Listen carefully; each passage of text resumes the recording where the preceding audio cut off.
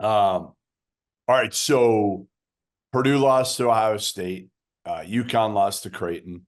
A lot of people now feel like it's a three-horse race. They feel like Houston has now got into the equation to be in that conversation with UConn and Purdue. You know, what Houston does have is a great backcourt, Jamal Shead and LJ Cryer, and they play really well off one another because, again, Shead is just that. He's made his way into the discussion as a top point guard in the country.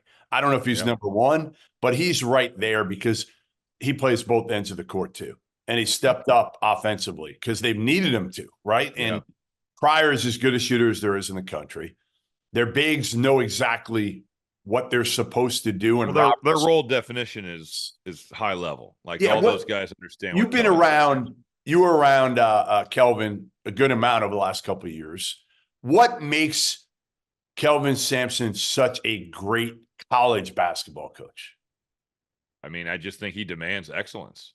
And those guys, the kids respect him because they know what they're getting into when they go. And he coaches those dudes hard. He coaches those dudes. You've said that. You've in been a way where you're like, I mean, right? There's not many guys who do that anymore.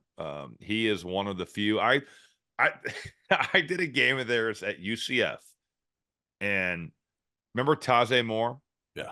Taze Moore played for them 2 years ago on, I believe, their team that lost to Nova in the NCAA tournament, and he was having a bad shoot around. So all of a sudden, he puts Taze Moore on the line to run a suicide at shoot around. So all the team is watching. He runs a suicide timed, and he makes his time, but he kind of like runs off the court and starts walking back. And Kelvin just goes in. I mean, he is screaming at him to get back on the court. So Taze Moore kind of like jogs over and like he's going through the rest of shoot around, and they're doing their walkthrough stuff, and Taze Moore must have had like a moment where he had bad body language or like rolled his eyes or something. And Kelvin goes crazy. I mean, he's talking about your attitude is terrible. It's bringing this whole team down. You are sucking the life out of the entire. And he kicks him on a shoot around, has him go sit on the bus.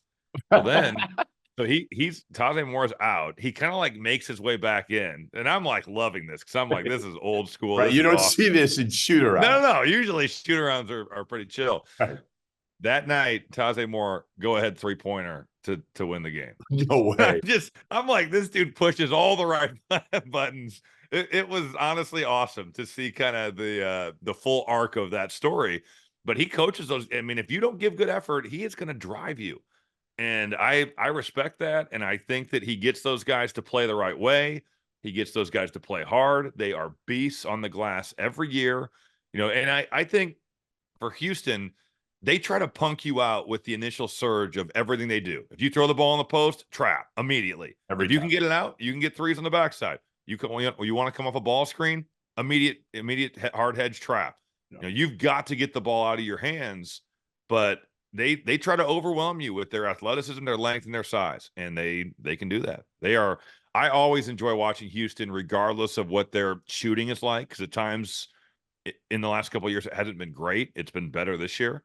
But yeah, he really coaches those guys hard, and he is a really good coach.